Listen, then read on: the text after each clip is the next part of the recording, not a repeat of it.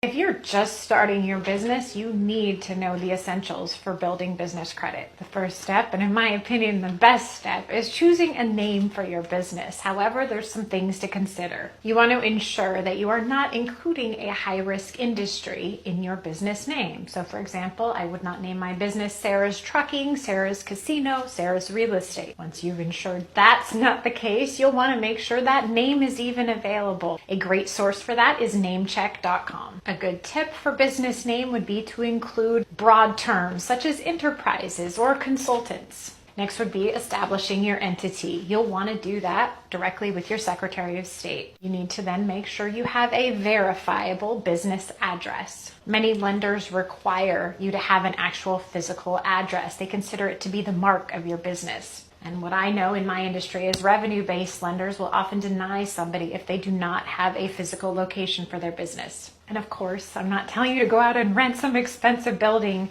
You can absolutely use a virtual address. You just have to make sure it's a deliverable address and it is not a P.O. box. The business entity is established. You will then want to get your EIN. You can think of your EIN as your social security number for your business. You can get that at irs.gov. And one big tip on when you're forming the entity, when you're doing all these steps, consistency is key.